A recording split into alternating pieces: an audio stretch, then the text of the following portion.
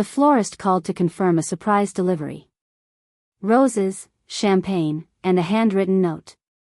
Blake asked us to double-check the spelling, she said cheerfully. I smiled until she read it aloud. To Madison, for everything you are and everything she's not. My hand froze on the phone. I hung up without another word. Walked into the kitchen on shaking legs. There, sitting on the marble counter next to my coffee mug, were divorce papers. No note. No explanation. Just a manila envelope with his signature already on every page.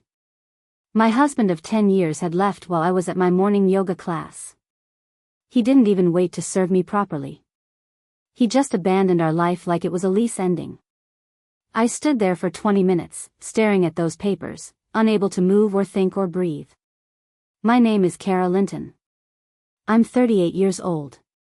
A business strategist and the silent architect behind Linton Realty Group.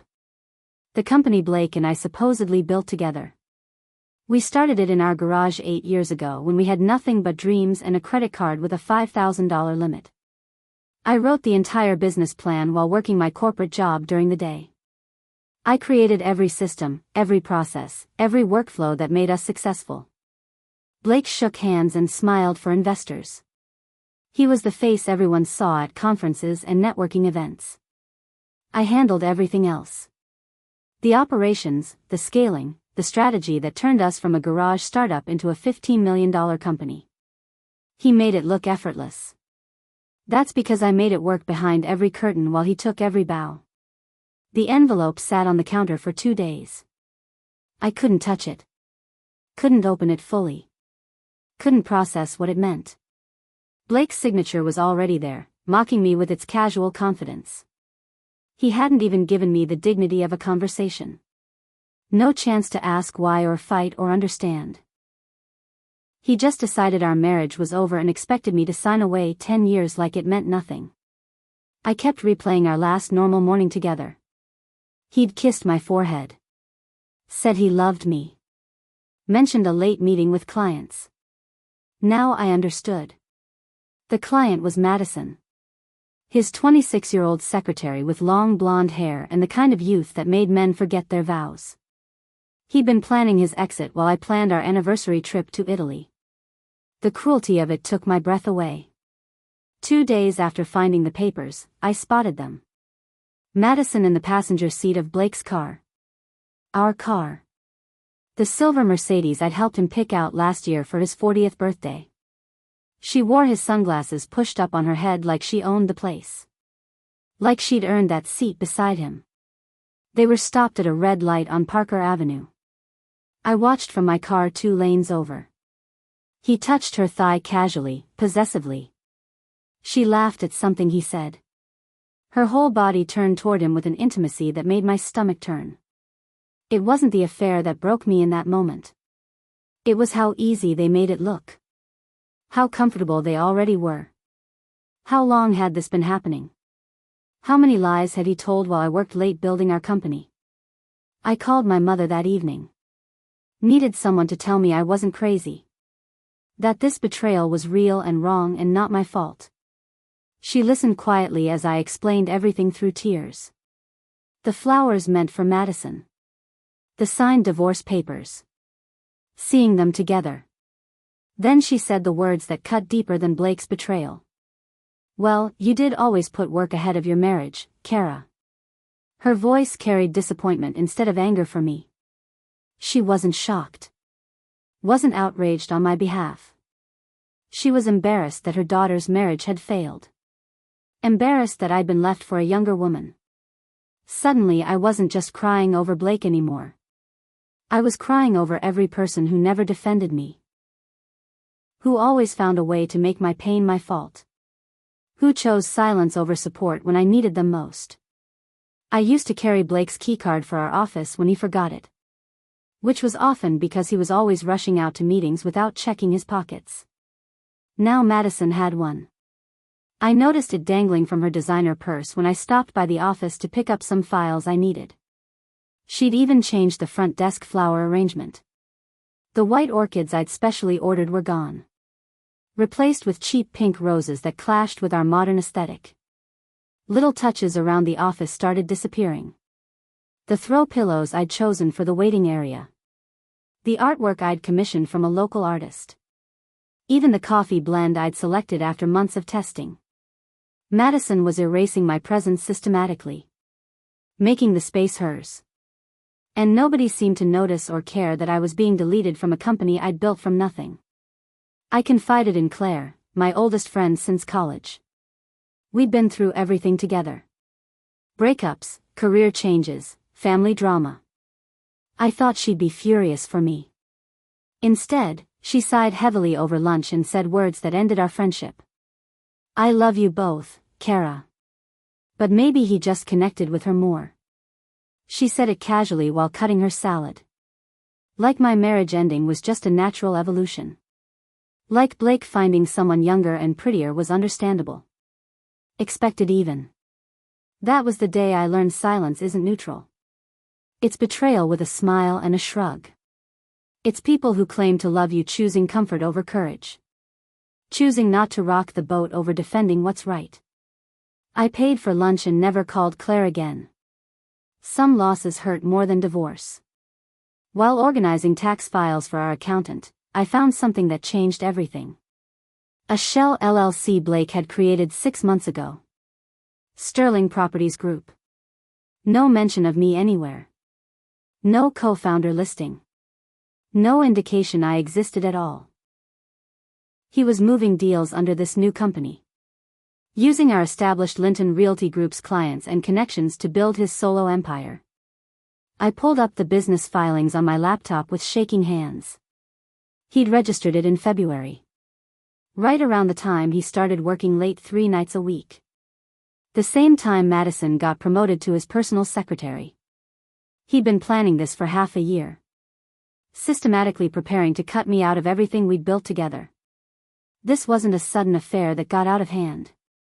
This was calculated theft disguised as romance. I discovered the restructure memo by accident. One of our junior agents forwarded me an email chain, not realizing I wasn't supposed to see it.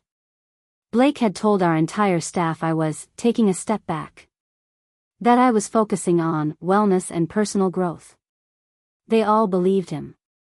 Sent sympathetic messages about self-care and finding balance.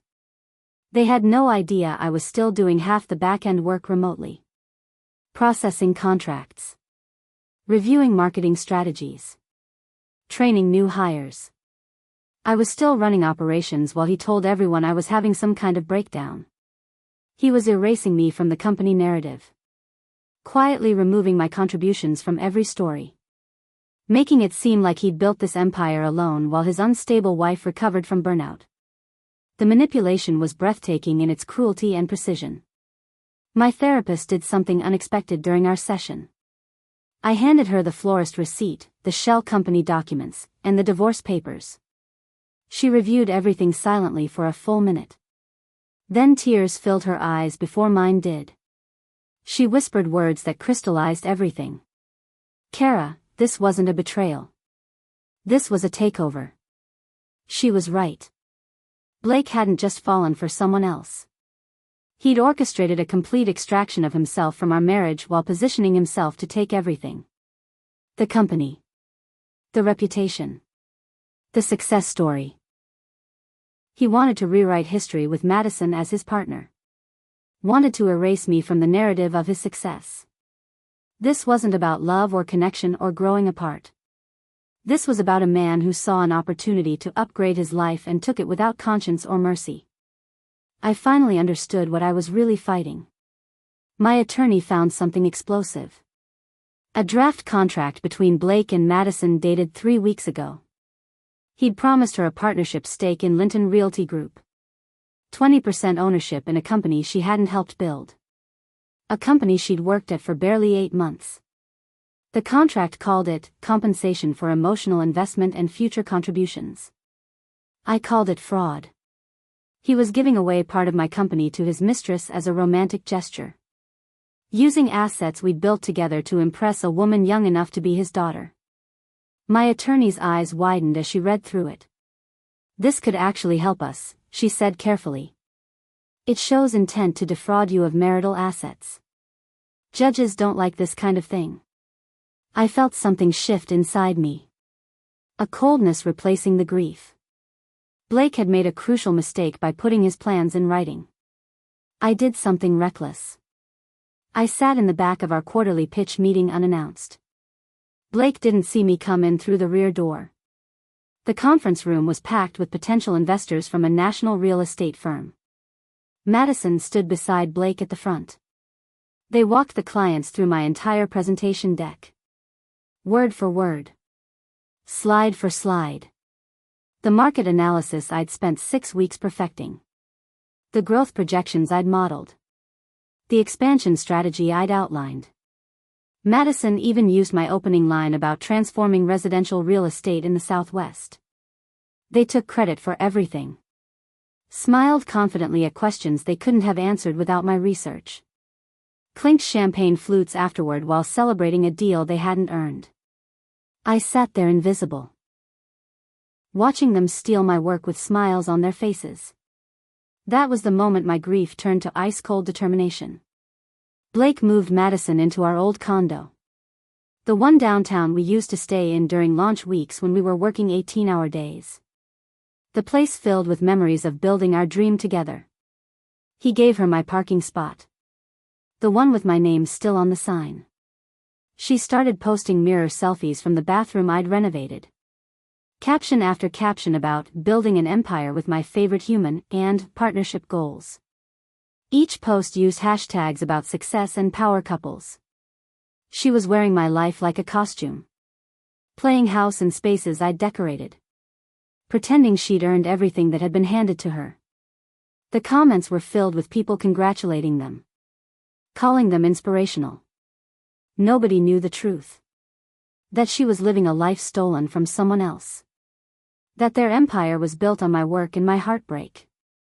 My 39th birthday came and went without a word from Blake. No call. No card. No text message. Not even a petty, hope you're well, like exes send when they're trying to seem mature. Complete silence. Like I'd never existed at all. Like 10 years of marriage and partnership meant absolutely nothing. Meanwhile, his social media showed him celebrating Madison's half-birthday at the Grandview Resort. The same resort where we'd honeymooned 10 years ago. Same suite probably. Same ocean view. He'd taken her to our place and recreated our memories with someone new. The betrayal kept finding new depths. Each one more calculated than the last. I stared at those photos for an hour. Then I made a decision. I was done crying. Done mourning. It was time to get strategic and remember who I actually was before Blake made me forget. I didn't lash out. I got curious. Started pulling financial records I had access to as company co-founder. Noticed irregularities in the 1099 forms. Found underreported income in accounts Blake thought I didn't monitor. Madison was listed as business development consultant, pulling a salary of $12,000 monthly. More than mine. More than our senior agents who'd been with us for years. She wasn't developing anything except a relationship with my husband. The payment started the same month the shell company was created. I documented everything. Screenshots. Bank statements. Tax forms. Emails discussing payments. My background in corporate finance suddenly became my greatest weapon. Blake had always handled the surface-level money stuff. He'd forgotten I was the one who actually understood how businesses worked. How money moved. How to trace everything back to its source. Then I remembered something crucial. Something Blake had forgotten in his rush to steal everything. I'd filed every trademark. I'd created every workflow and system that made Linton Realty Group successful. The company's core process manual was entirely my creation. Every procedure. Every training document. Every operational strategy. And legally, I owned it all. During our first investor round 6 years ago, Blake had signed an intellectual property agreement. He'd barely read it because he was too excited about the funding. That agreement gave me full ownership of all operational systems and processes. It had seemed like a formality then. Just paperwork required by investors. Now it was my leverage. Blake could have the company name. But without my systems, he had nothing. Just an empty brand and a mistress who didn't know the first thing about running a business. I contacted our top 3 investors directly. The ones who'd been there from the beginning. Who actually remembered who built the systems they'd funded. I sent carefully worded emails marked confidential. Attached documentation of the shell company. The contract promising Madison partnership stake. The irregular payments. The IP ownership I'd retained. I explained nothing emotionally. Just presented facts and asked for a meeting to discuss irregularities in company management. Within 24 hours, all 3 responded agreeing to meet. No lawyers required yet. Just a conversation between people who'd built something together. They remembered me. Remembered who actually ran operations while Blake played the charming frontman. They remembered because I'd sent them quarterly reports for 6 years. Because I'd answered their questions about projections and growth. Blake had smiled. But I'd proven we were worth their money. I didn't go public with what I knew. I went private. Started a quiet whisper campaign through people who had reason to listen. I contacted 2 ex-staffers Madison had fired in her first month as Blake's secretary. Both were excellent employees she'd removed because they were young and attractive. Threats to her position. I sent them anonymous information about what was really happening. The shell company. The fraud. The stolen presentations. Let them spread it for me through industry channels. Within 2 weeks, Madison started getting cold shoulders at networking events. Blake started getting uncomfortable questions from colleagues. Nobody confronted them directly. Just subtle shifts. Cancelled lunch meetings. Declined collaboration offers. The whispers were working. Their reputation was cracking without them understanding why. They just knew something had changed. That people who used to respect them now seemed wary. My attorney filed a motion to pause all distributions from Linton Realty Group until asset ownership was properly clarified. She cited the shell company, the fraudulent contract with Madison, and my intellectual property ownership as reasons for immediate action. The judge agreed to a temporary freeze pending full review. Blake's next paycheck bounced. Madison's lease application for a luxury apartment was denied when her employment verification showed frozen income. They didn't know why yet. The legal filing was confidential until served. But they were suddenly facing real consequences without understanding the source. Blake called me 17 times that day. Left 6 voicemails ranging from confused to angry to almost panicked. I didn't answer or listen. Just forwarded everything to my attorney. Let him wonder. Let him scramble. Let him feel what uncertainty tasted like while I stayed perfectly silent and in control. Blake tried to fire me from the company. Sent an official email to all staff explaining I was being removed from operations due to performance issues and violation of company policies. He copied our investors. Our management team. Even our clients. It was meant to be humiliating. A public execution of my credibility. But he'd made one critical error. He didn't actually have the authority to fire me.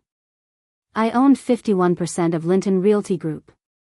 Something he'd apparently forgotten in his rush to play powerful CEO.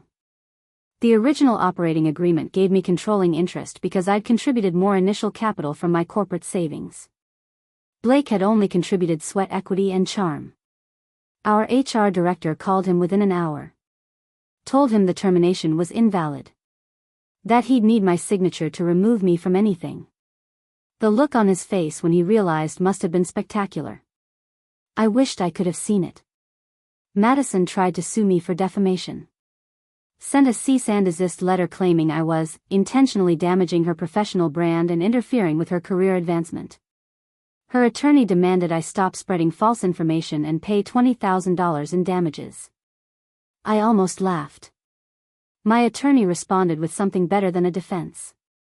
Evidence that Madison had violated 2 separate non-disclosure agreements by sharing confidential client information.